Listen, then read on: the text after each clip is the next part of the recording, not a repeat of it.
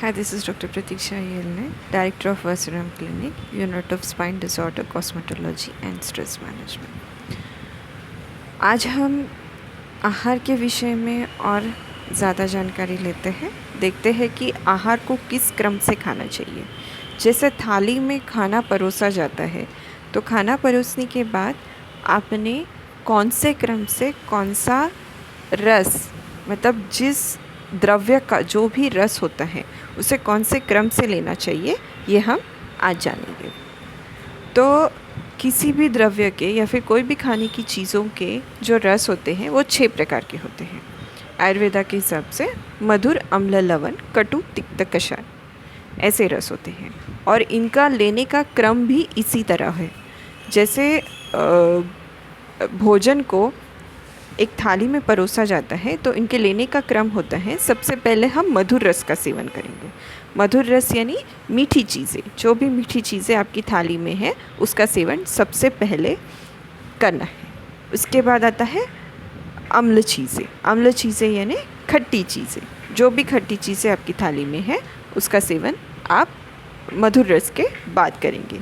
उसके बाद आता है लवण। लवण यानी नमकीन चीज़ें, जो भी थाली में आपकी नमकीन चीज़ें होती हैं उसका सेवन आप तीसरे क्रम पर करेंगे। उसके बाद आता है कटु चीज़ें। आपकी थाली में जो भी कड़वी चीज़ें प्रेजेंट होती है उसका सेवन आप चौथे नंबर पर करेंगे। उसके बाद आता है तीखी चीज़ें। जो भी थाली में आपकी तीखी चीज़ें प्रेजेंट होती हैं उसका सेवन हम कड़वी चीज़ों के बाद करेंगे।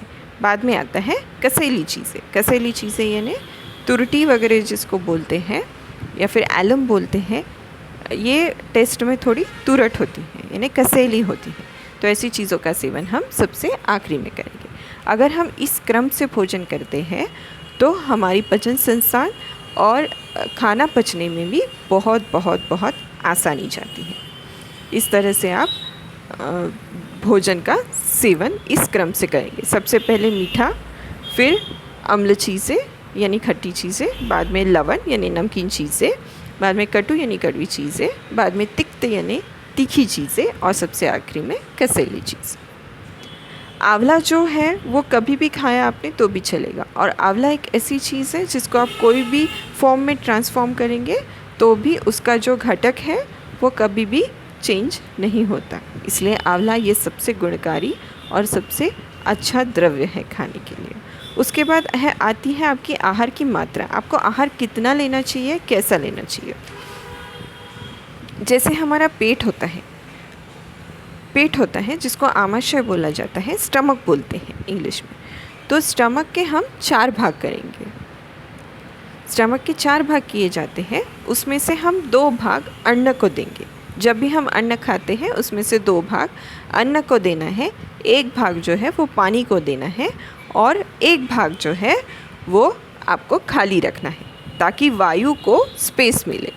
जिस खाने से आपको बहुत सुख संतोष मिलता हो, अच्छा लगता हो, हेवीनेस ना लगता हो, हृदय में पीड़ा ना होती हो, प्लस पेट में पीड़ा ना होती हो, आपको चलने में, बैठने में, उठने में, हर चीज़ में आसानी जाती हो, कोई तकलीफ़ ना होता हो, ऐसा खाना आप खाइए। और वो खाना मात्रा में है ऐसा आप समझ सकते हैं, और उसी खाने को मात्रा में खाना कहा जाता है।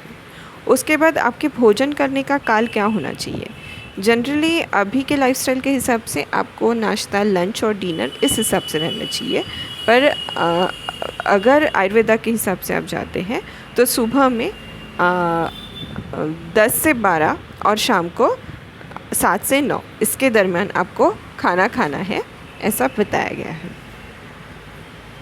और खाना खाने के बाद आपको अच्छी डकारें आती हो, उत्साह लगता हो, ऐसा लगता हो कि मेरा सारे बॉडी के सिस्टम ठीक से चल रहे हो, तो ऐसा खाना बहुत ही फ़ायदेमंद होता है। उसके बाद आता है कि पानी और भोजन, इनका संबंध क्या है। अगर पानी बराबर से आप पीते हो तो वह बहुत ही अच्छा स्वस्थकारक और अमृत के समान काम करता है। लेकिन पानी को आप कौन से भी वक्त कैसे भी लेंगे, जैसे भोजन के पहले अगर आप पानी लेते हैं तो वो पानी विष की तरह हो जाएगा। लेकिन भोजन करने के तुरंत बाद अगर आप पानी लेते हैं तो वो भी पानी विष की तरह हो जाएगा। लेकिन खाना खाने के बीच में थोड़ा सा एक घुट ऐसा पानी आपको जब ज़रूरत पड़े तब आप ले सकते हो, तो वो अमृत की तरह काम करेगा। खाना खाने के 1 घंटे बाद ही पानी का सेवन कीजिए। उसके बाद बताती हूँ मैं विषम भोजन क्या होता है। मतलब जो चीज़ें हम रोज़ के अपने लाइफस्टाइल में खाते हैं वो कौन सी चीज़ें हैं जो विष की तरह हम पे काम करती हैं। पहला आता है कि कोई भी अन्न को आपको 3 से 4 घंटे के अंदर सेवन करना है। अगर वो 3 से 4 घंटे के ऊपर अगर आप उसको खाते हो तो वो अन्न विष की तरह काम करता है। इसके बाद आता है जिस भोजन का जिस काल में सेवन करना चाहिए उसी काल में सेवन करना चाहिए। क्योंकि अगर आप जैसे लंच के टाइम पे अगर आप नाश्ते का सेवन करते हो या फिर ब्रेकफास्ट का सेवन करते हो, वो चीज़ भी आपको विष की तरह काम करेगा। या फिर डिनर के टाइम पे आप ब्रेकफास्ट का सेवन करेंगे तो भी विष की तरह काम करेगा। इसलिए ब्रेकफास्ट के वक्त आपको ब्रेकफास्ट करना है, लंच के वक्त आपको लंच करना है और डिनर के वक्त डिनर करना है। उसके बाद जैसे कोई चीज़ें हैं जो उल्टी सीधी, मतलब जैसे दूध के साथ हम फ़िश नहीं खा सकते या फिर दूध के साथ कोई भी ऐसी चीज़ें नहीं खा सकते, दूध की चीज़ें जो फ़िश की चीज़ें दूध के साथ नहीं खाई जा सकती हैं, उस तरह से आपको सेवन नहीं करना है। उसके बाद मधु और घृत का सेवन आप नहीं कर सकते हो। इस तरह से जो भी चीज़ें हैं उसको बराबर से जो विरुद्ध ना हो उसी प्रकार से आप आहार करें। उसके बाद उपवास या फिर लंघन, अगर आपको भूख लगी हो तो जो भी चीज़ें हैं, जो भी आपको खाना हितकर लगता है उससे आप खा सकते हो। लेकिन अपने आप को तकलीफ़ देना, मतलब ये करना कि मुझे नहीं खाना है, मेरे सामने इतनी भी चीज़ें पड़ी है, तो ये प्रकृति के अगेंस्ट होता है। इसलिए जिस वक्त में जो चीज़ें खानी चाहिए, उपवास या फिर लंघन, वो भी सोच समझ के करना चाहिए। और जिसकी प्रकृति ना हो उसको सहन करने की उसको ना करें। धन्यवाद।